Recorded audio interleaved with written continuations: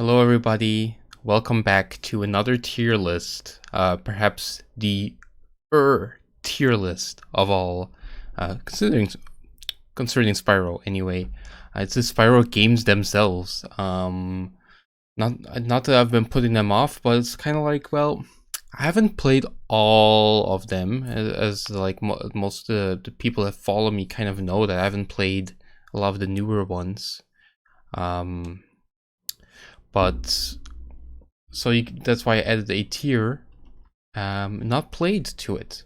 But I thought we could just still do it, and then maybe someday if I eventually play all of them, I can revisit and see, hey, maybe these games were actually better than I thought, and belong in one of these top tiers.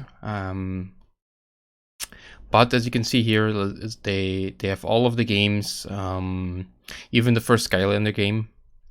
There's like another version that had like all like versions of it, like the GBA, like the GameCube version, like the PlayStation version, and all that kind of stuff. That's just too much. Just focusing on the games themselves, I think is fine. So we might as well just jump into it. I can already put the ones I didn't play in the not played list. Let's start with there with like Skylanders. Looked at it from afar, never played it, never got interested in it. I didn't play the Legend games. I think I don't know the order exactly. I think it's these three. It's these three. Have never played it. Maybe I'm maybe thinking I will play them for the channel one day. I kind of set like a I have Patreon goal for if I get enough Patreon patrons, and then I will take a look at those games. But yeah, for now that those are not played, so I can't rank them fairly. So I've heard some things that some people really like them, some people really don't, and even the ones that like them don't like all of them. Well, all that thing. And I think Shadow Legacy, I started it up. I played like 5 minutes, and I think then I quit it. So I have like a first impression of it, but I don't think it's fair to fully rank it in this list since it's only 5 minutes.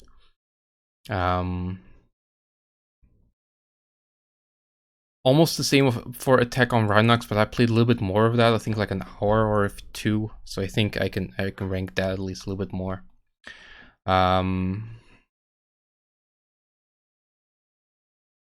We can should we go in chronological order or not, or a reverse chronological order? We can just go chronological. I think it's pretty obvious and clear for most people, most Spyro fans, that the original trilogy is near the top or at the top. Spyro 1, I think like it belongs in S tier kind of, but I'm putting it in A tier just simply because I want to show that there's a level of difference between how much I like Spyro 1 and how much I like Spyro 2 and 3. For some reason they put like the European version of Spyro 2 and 3 here separately, so I'm gonna put Spyro 2 and 3 at the top, 2 before 3 even. So like my ranking is my very personal ranking, like I know people will have different opinion, is like 2 over 3 over 1. Though all 3 of them are good. Like I've said it, talked about it before, that like the first Spyro game I played was Spyro 2, not Spyro 1. So then, like the major nostalgia is more in 2 and 3 and 1. I played the demo. Okay, I played the demo before that, and the demo is like very nostalgic for me. But I played like 1, the last of the 3. So it's like it's still really good, obviously, but it doesn't have that nostalgia factor. And for me, because of my first impressions of Spyro 2, it's missing some things in Spyro 1 that I personally miss myself. So while it kind of belongs in S tier, I kind of want to show that, okay, like 2 and 3 like really up and above and beyond for me. They're some of my favorite games of all time. If not my favorite game of all time, Spyro 2, like it might be, yeah, so that's why it deserves to be in S. It's like it deserves to really be up there. I could change it to like SSS or S plus and just put this in S, but you know, we'll work with what we got. Like don't worry about it too much. Um, then what came out before? Spyro 4 came out, and then I think Season of Ice maybe came out before that even. We'll rank Season of Ice, I think it's like a B or a C tier game. We can kind of put it.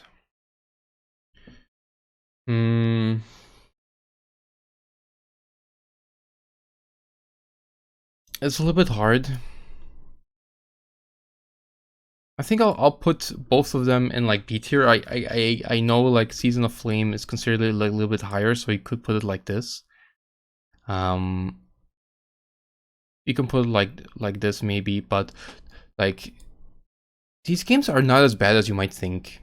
You know, I played it on the Bad Spyro Theater that one time, those you know, those 2 times I guess. But they're isometric, they're different, but considering that it's the Game Boy Advance and it's like 2D and like fake 3D, like they really tried to make it work, and in some places they really succeeded. In other places, like the platforming and the depth perception and stuff like that, they really did not get there. So, you know, like it kind of considering the technology, they kind of did their best. Then we have Spyro 4. You know, Spyro 4 or Spyro Enter the Dragonfly is like the worst one, I suppose. But how can I say, like the way that you can break it and the way it is bad in so many ways, like a B movie, it becomes it you like something about it, you know, like it's like obviously like looking at it like from if you were like a game critic or something, obviously like this is a D tier game, but something by just breaking it like into pieces and pieces and some of the weird ass stuff that's in there that makes it so funnily bad, that would kind of elevate it, my enjoyment of it elevated beyond its actual design. um but yeah, it's D tier. Like you kind of have to put it there. Um, then which one came out? Like Spyro Orange, I think. Like that's also D tier. Um, that's it's bad. It's a mini game collection, kind of like Attack on Rhinox, but it's Spyro Orange is. In a way, it's also a little bit so bad. It's funny. Some of the screenshots, but overall it's just not fun, and it's not what Spyro was about, you know. Like at least the other GBA games, like the season games, they try to still give you a Spyro experience, still collecting gems and all that, still giving you something like that, even though they couldn't really do it. Um, then we have Attack on Rhinox. I guess that belongs in C tier. It's also it's can't really say that much. It's not really a true Spyro game. They they like it's okay, I guess. Like it exists. I don't know. I don't know what else I can say. Um, um, then we have Spyro 5. I think this is the really interesting one since I played it so recently and I played it so after the fact. It's hard to give it a place. Um, I played it in such a different way and in such a different environment than most people maybe. But I think it's a B tier game.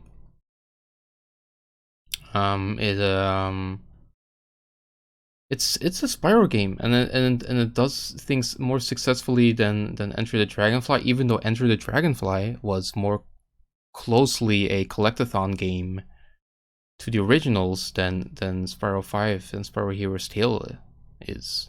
And you know, I some of those games into a more generic adventure game and less into the style of the originals, it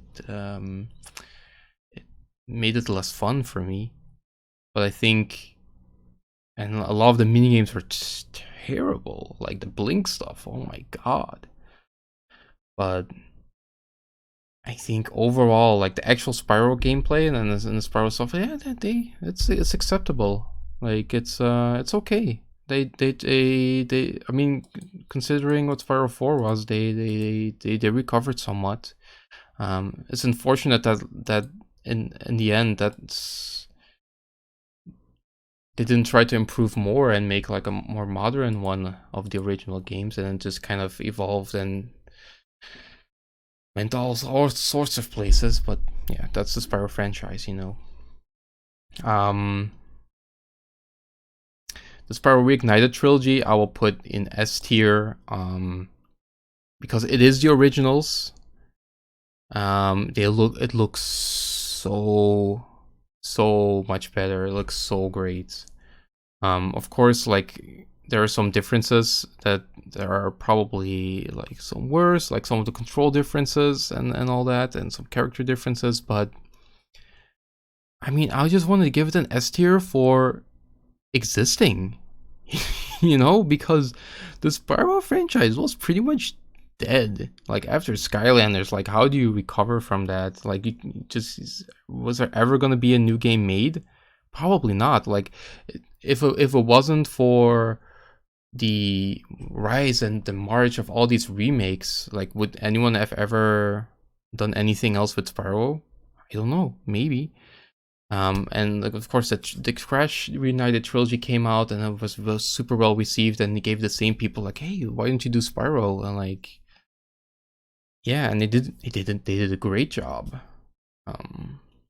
So like, I just want to commend it for existing, because now that it existed and it was good and received well, we're likely to get more Spyro games in the future, like a true Spyro 4 maybe, or like, you know, like the Crash 4, like that could be happening soon even, maybe. So like, thank you for existing, Reignited trilogy, because like you gave it a breath of new life, and I hope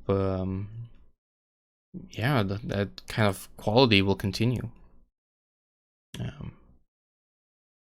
I think that's pretty much it. Like you know, I could talk more about Spyro 2 and 3, but I LP'd those games, and I'm gonna LP them for the second time. So like, I'm gonna talk so much about them and the differences you probably already know. If you watch my content, if not, then just say like the homeworld stuff alone. um in Spyro 2 is, those are my favorite levels. They're so peaceful. I think that's enough to put it at the top of all the original trilogy games for me. Like for me, these games they're the pinnacle of collectathon and platforming. Like I love them. What else can I say? I love them. Yeah, I think they'll about do it. So thank you for watching, and look forward to the LPM break of Spyro 2 Reignited coming soon. I'm working on a trailer for it, even for the series. That probably won't be posted yet at this time of this video, but like, things are in the works. We're working on it and look forward to it. So thanks so much for watching this tier list anyway, and see you next time, everybody. Bye bye.